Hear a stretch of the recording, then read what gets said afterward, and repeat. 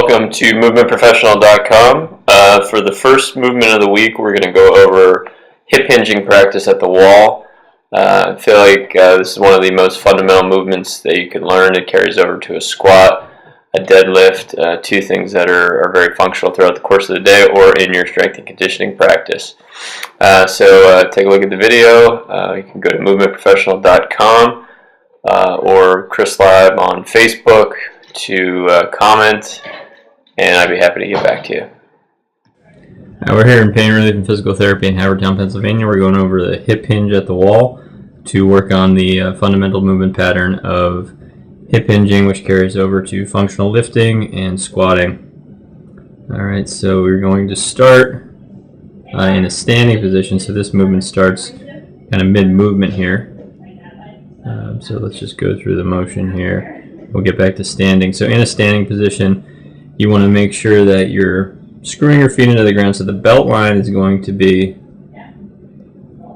level as you can make it.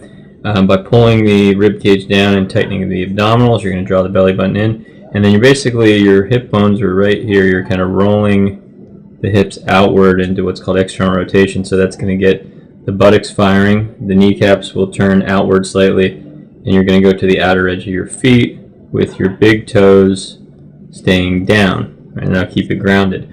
Alright, so that's your starting position. You're also going to have one hand on your belly, one hand on your lower back, with the shoulders kept back. Okay, so you want to keep your shoulders back, and then from there, you just hinge from the hips, from the crease of the hips right in there is where you're moving from, and you're just keeping your spine straight as you try to touch your buttocks to the wall.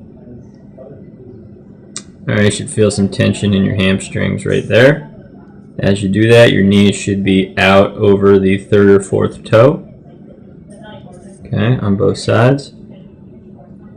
And keep that angle, ear down to hip, straight line. Okay, so no rounding in the upper back, no overarching in the lower back. And you don't want to be looking up because you want the head to be in line with the rest of the spine. And then you just return to standing. Okay, you can try switching hands, just because depending on what your hand position is, it'll change your shoulder position. So switch hands on the next one and repeat. Let's go through a little faster. You just tap your butt, feel that tension, and then bring it back up.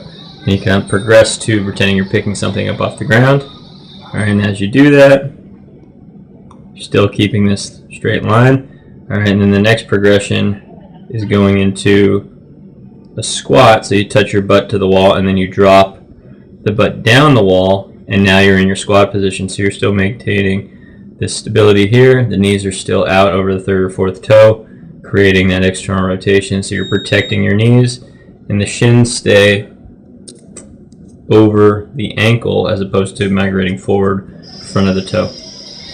Alright, and then back up from there.